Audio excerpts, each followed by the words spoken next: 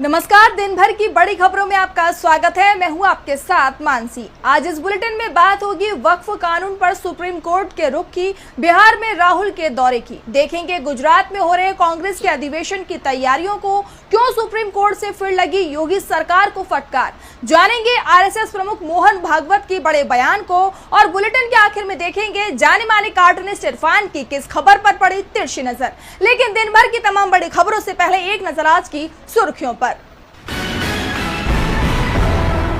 आम जनता पर महंगाई की मार, 50 रुपए महंगे हुए LPG gas cylinder, petrol diesel पर 2 रुपए बढ़ाई गई एक्साइज ड्यूटी। नौकरी गंवाने वाले शिक्षकों से मिली ममता, पश्चिम बंगाल सीएम बोली, चाहे मैं जेल चली जाऊं पर आप लोगों की नौकरी नहीं जाएगी। सुप्रीम कोर्ट के फैसले के बाद गई 26,000 शिक्षकों की भर्ती। कांग्रेस अध्यक्ष मल्लिकार्जुन खड़गे का मोदी सरकार पर हमला, कहा मोदी सरकार ने स्वास्थ्य व्यवस्था को आईसीयू में पहुंचाया, दवाई इलाज पर महंगाई की भाजपाई गोली। और एडीआर ने जारी की राजनीतिक दलों को मिले चंदे की रिपोर्ट, कुल चंदे का 88% दान बीजेपी के खाते में, बीजेपी को मिले सबसे ज्यादा 2,243 करोड़ रुपए। ये तो थी सुर्खियां। अब बात आज की सबसे बड़ी खबर की। वक्फ बिल को लेकर देश भर में विरोध प्रदर्शन देखने को मिल रहा है। जम्मू कश्मीर से लेकर मणिपुर तक इसके खिलाफ नाराजगी नजर आई, लेकिन इन सब के बीच राहत भरी खबर ये रही कि इस कानून के खिलाफ लगाई गई याचिकाओं पर सुप्रीम कोर्ट ने सुनवाई करने के लिए उन्हें सूचीबद्ध कर लिया है। देखिए ये रिपोर्ट। वक्फ संशोधन कानून को लेकर देश भर में चर्चा गर्म है, जगह जगह विरोध प्रदर्शन हो रहे हैं। इन सब के बीच सुप्रीम कोर्ट में लगी याचिकाओं पर भी सुनवाई हुई। बता दें कि सुप्रीम कोर्ट ने अधिनियम की असंवैधानिक वैधता को चुनौती देने वाली याचिकाओं को सूचीबद्ध करने पर विचार करने पर सहमति दे दी है। वहीं दूसरी तरफ इस बिल के खिलाफ उठा विरोध थमने का नाम नहीं ले रहा है। उसी कड़ी में वक्फ कानून को लेकर जम्मू कश्मीर विधानसभा में हंगामा हो गया। नेशनल कॉन्फ्रेंस यानी एनसी के विधायक वक्फ कानून की कॉपी बेल में लेकर पहुंचे और उसे फाड़ दिया। साथ ही नेशनल कॉन्फ्रेंस के विधायकों ने वक्फ बिल नामंजूर के नारे भी लगाए, जिसके बाद स्पीकर ने सदन की कार्यवाही स्थगित कर दी। दरअसल नेशनल कॉन्फ्रेंस सहित अन्य दलों ने एक बैठक कर विधानसभा में वक्फ कानून के खिलाफ रेजोल्यूशन लाने की बात कही थी, जबकि बीजेपी के विधायक क्वेश्चन आवर चलाने की मांग कर रहे थे, जिस पर बवाल मच गया। सिर्फ यही नहीं, वक्फ को लेकर मुस्लिम समुदाय का गुस्सा भी बढ़ता जा रहा है और ये गुस्सा उन लोगों पर ज्यादा फूट रहा है जो खुद को मुस्लिमों का हितैषी बताते हैं, जैसे जेडीयू और आरएलडी। लेकिन इस बार मुस्लिम समुदाय के गुस्से का शिकार बीजेपी नेता हो गए। जी हाँ, मणिपुर में बीजेपी नेता को वक्फ संशोधन कानून का समर्थन करना भारी पड़ गया। बीजेपी के अल्पसंख्यक मोर्चा की मणिपुर इकाई के अध्यक्ष असकर अली के घर को भीड़ ने आग लगा दी। यानी वक्फ पर बवाल थमने का नाम नहीं ले रहा है और ये आंदोलन अब उग्र होता जा रहा है। लेकिन राहत की खबर ये है कि सुप्रीम कोर्ट सुनवाई के लिए तैयार हो गया है। ऐसे में देखना होगा कि सुप्रीम कोर्ट का रुख क्या रहता है।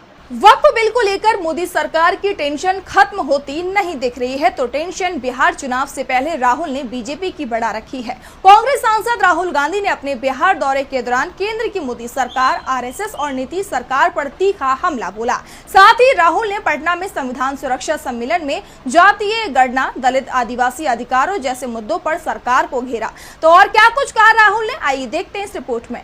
कांग्रेस नेता राहुल गांधी ने बिहार दौरे के दौरान केंद्र की मोदी सरकार, आरएसएस और बिहार की नीतीश सरकार पर जमकर हमला बोला। पटना में आयोजित संविधान सुरक्षा सम्मेलन में 38 मिनट के अपने भाषण में राहुल ने कई मुद्दों को उठाया और एनडीए सरकार पर तीखे प्रहार किए। इससे पहले उन्होंने बेगूसराय में कांग्रेस की पलायन रोको नौकरी दो यात्रा में हिस्सा लिया और कन्हैया कुमार के साथ पैदल मार्च किया।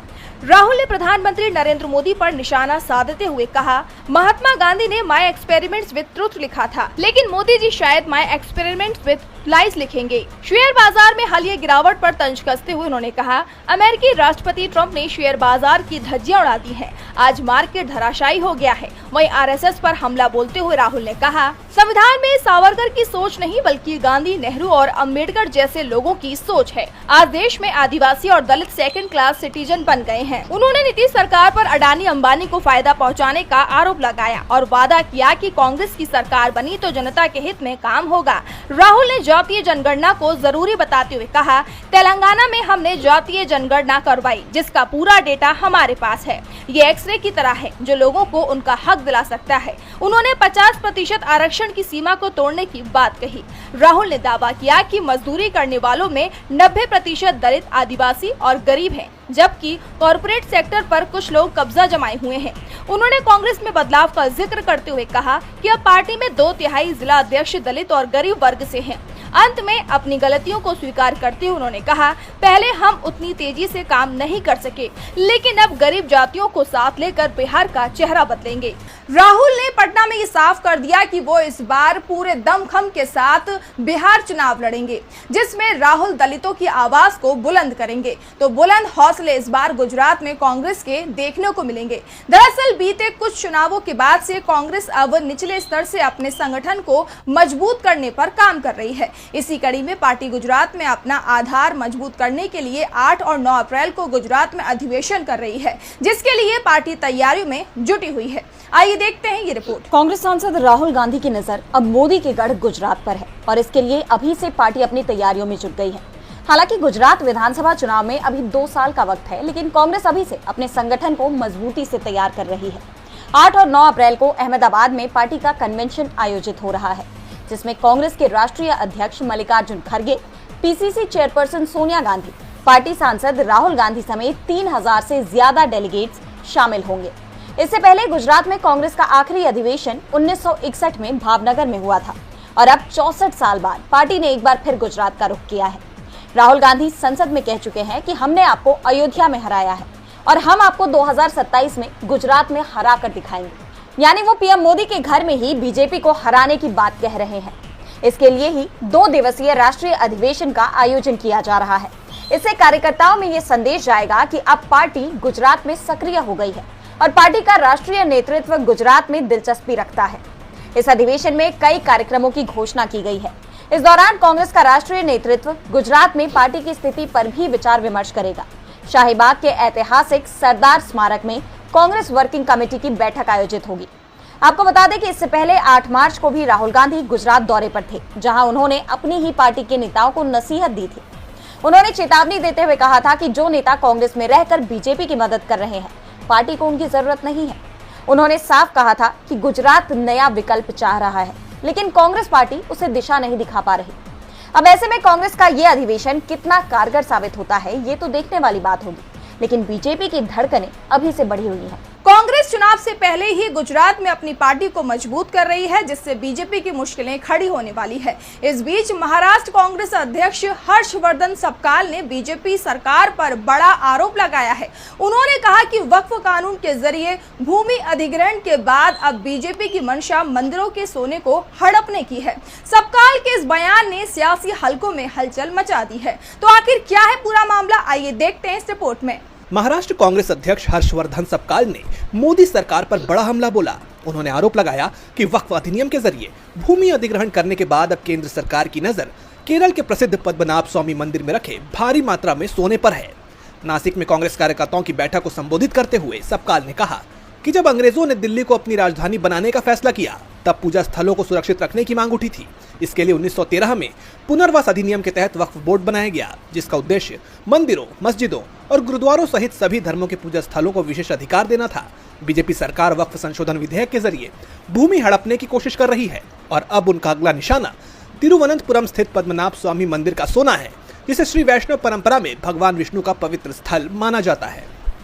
इससे पहले सपकाल ने रामनवमी के अवसर पर नासिक के कालाराम मंदिर में संविधान की पुस्तक हाथ में लेकर पूजा की और कहा कि भगवान राम भारतीय संस्कृति का अभिन्न हिस्सा हैं। उन्होंने बाबा साहेब अम्बेडकर के 1930-35 के सत्याग्रह का जिक्र करते हुए कहा कि अम्बेडकर को उस समय मंदिर में प्रवेश से रोका गया था, लेकिन आज वो संविधान के साथ वहां पहुंचे। मोदी सरकार का कहना है कि यह कानून मुस्लिम धार्मिक बंदोबस्त में सुधार लाएगा, लेकिन सपकाल के आरोपों ने विवाद को और हवा दे दी है। बीजेपी पर मंदिर के धन को हड़पने का आरोप लगाते हुए कांग्रेस ने इस मुद्दे को जोरदार तरीके से उठाने का संकेत दे दिया है। सपकाल के इस बयान ने एक बार फिर बीजेपी की मंशा पर सवाल खड़े कर दिए हैं। तो सवाल आरएसएस प्रमुख मोहन भागवत के बयान के बाद से भी उठने लगे हैं। दरअसल आरएसएस प्रमुख ने बनारस में एक बयान दिया था, जो वक्फ विवाद के बीच चर्चा में बना हुआ है। उन्होंने अपने इस बयान में मुसलमान को आरएसएस में शामिल होने का निमंत्रण दिया, लेकिन साथ ही लंबी चौड़ी शर्तें रख दी, जिसके बाद देश की सियासत गर्मा गई है। तो आखिर क्या है पूरी खबर, आइए देखते हैं इस रिपोर्ट में। आरएसएस प्रमुख मोहन भागवत 4 दिनों के बनारस दौरे पर हैं। इस दौरान उन्होंने कई कार्यक्रमों में हिस्सा लिया। इसी सिलसिले में बीते दिन वो लाजपत नगर पहुंचे, जहां उनकी तरफ से दिया गया एक बयान चर्चा का विषय बन गया है। यहां संघ प्रमुख ने कहा कि मुसलमान आरएसएस ज्वाइन कर सकते हैं, लेकिन ये तभी हो सकता है जब वो भारत माता की जय के नारे लगाएं और भगवा झंडे की इज्जत करें। बनारस में आरएसएस प्रमुख ने कहा कि संघ की विचारधारा में पूजा पद्धति के आधार पर कोई भेदभाव नहीं है। भारत के सभी संप्रदायों, समुदायों और जातियों के लोगों का संघ की शाखाओं में स्वागत है, सिवाय उन लोगों के जो खुद को औरंगजेब का वंशज मानते हैं। उन्होंने कहा कि पंथ, जाति और संप्रदाय की पूजा पद्धतियां अलग अलग हैं, लेकिन संस्कृति एक है। ये जवाब उन्होंने तब दिया जब सत्र के दौरान एक स्वयंसेवक ने उनसे पूछा कि क्या वो अपने पड़ोसियों, जो कि मुस्लिम हैं, उनको शाखा में आमंत्रित कर सकता है या ला सकता है। स्वयंसेवक के सवाल के जवाब में संघ प्रमुख ने कहा कि भारत माता की जय बोलने वाले और भगवा ध्वज का सम्मान करने वाले सभी लोगों के लिए शाखाओं के दरवाजे खुले हैं। हिंदुत्व के कट्टर समर्थक माने जाने वाले भागवत की ये नरमी चौंकाने वाली है। जानकारों का मानना है कि यह कदम मुस्लिम समुदाय के बीच पैठ बढ़ाने और विपक्ष के संघ विरोधी नैरेटिव को कमजोर करने की रणनीति हो सकती है। विश्लेषक इसे मुस्लिम समुदाय में पैठ बढ़ाने और वक्फ बिल से बीजेपी की छवि को हुए नुकसान की भरपाई की कोशिश मान रहे हैं। अब संघ की यह रणनीति कितनी कारगर साबित होती है, ये तो देखना होगा। भागवत ने अपने बयान से भले ही वक्फ बिल के बीच मुस्लिमों को साधने की कोशिश की हो, लेकिन उनका ये दांव कहीं उल्टा पड़ सकता है, जिससे एक बार फिर बीजेपी की मुश्किलें खड़ी हो सकती हैं। वैसे मुश्किलें तो एक बार फिर योगी सरकार की बढ़ती नजर आ रही हैं। दरअसल सीजेआई संजीव खन्ना ने उत्तर प्रदेश में सिविल विवादों को आपराधिक मामलों में बदलने की बढ़ती प्रवृत्ति पर सख्त नाराजगी जताई है। उन्होंने इसे बेतुका करार देते हुए कहा कि महज पैसे न चुकाने को अपराध नहीं बनाया जा सकता। सुप्रीम कोर्ट ने इसे गलत प्रथा को रोकने के लिए पुलिस पर जुर्माना लगाने की चेतावनी तक दे दी है और जांच अधिकारियों को जवाबदेही तय करने का निर्देश भी दिया है। देखिए ये रिपोर्ट। सीजेआई संजीव खन्ना ने उत्तर प्रदेश में सिविल विवादों को आपराधिक मामलों में तब्दील करने की प्रवृत्ति को लेकर गंभीर चिंता जताई है। उन्होंने इस प्रक्रिया को सरासर गलत और बेतुका बताते हुए कहा कि सिर्फ पैसों के लेन देन जैसे दीवानी मसलों को अपराध की श्रेणी में नहीं लाया जा सकता। सीजेआई ने जांच अधिकारियों को गवाह के कटघरे में खड़े होने का निर्देश दिया और कहा कि वो खुद बताएं कि ऐसे मामले कैसे आपराधिक बनते हैं। कोर्ट ने चेतावनी दी कि भविष्य में इस तरह के मामलों में पुलिस पर जुर्माना लगाया जाएगा। सीजेआई ने कहा, ये चार्जशीट दाखिल करने का तरीका नहीं है। वकील भूल गए हैं कि सिविल अधिकार क्षेत्र भी मौजूद है। उन्होंने पुलिस उप महानिदेशक से इस मुद्दे पर पहल करने को कहा। सुप्रीम कोर्ट ने पिछले साल दिसंबर में भी इस समस्या पर टिप्पणी की थी, जब धोखाधड़ी और विश्वासघात के एक मामले में यूपी की इस प्रथा को गलत ठहराया गया था। सीजेआई ने सुनवाई के दौरान कहा कि हम इस मामले को पास ओवर कर रहे हैं, लेकिन आगे से यूपी से आने वाले हर ऐसे मामले में कठोर कार्रवाई होगी।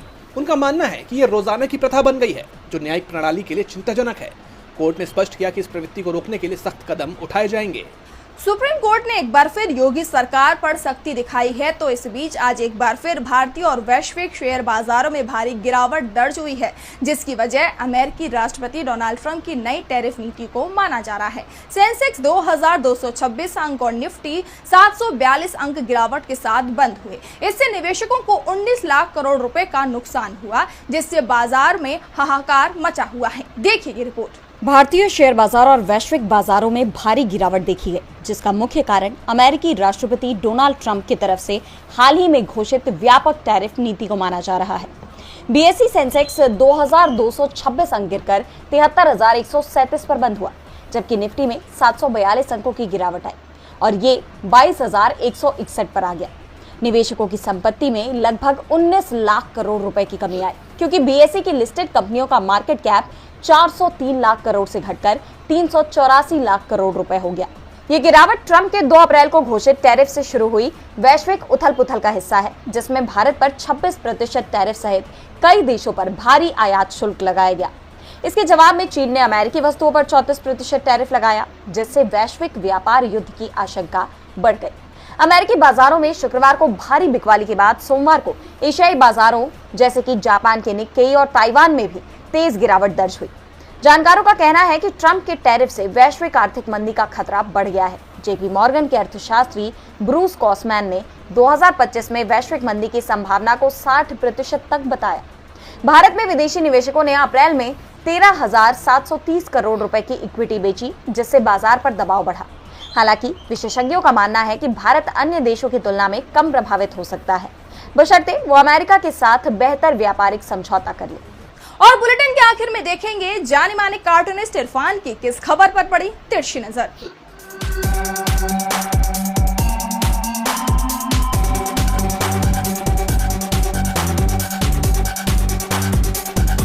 पहले जब किसी भी राज्य में चुनाव होते थे तो केंद्र सरकार ये कोशिश करती थी कि किसी तरह चीज़ों के दाम बढ़ने ना पाए, महंगाई होने ना पाए। लेकिन जनता के वोटों से जिन्हें फर्क पड़ता था वो ऐसा सोचते थे। बीजेपी की सरकार शायद ऐसा नहीं सोचती है, इसीलिए आज गैस के दाम बढ़ा दिए गए, पेट्रोल के दाम बढ़ा दिए गए और डीजल के दाम भी बेतहाशा बढ़ा दिए गए हैं। अब इसके लिए हो सकता है केंद्र सरकार ट्रंप के टैरिफ्स को जिम्मेदार बता दें, जैसे कि अभी तक के लिए नेहरू जी को जिम्मेदार बताते थे और उससे पहले के लिए औरंगजेब को भी तो।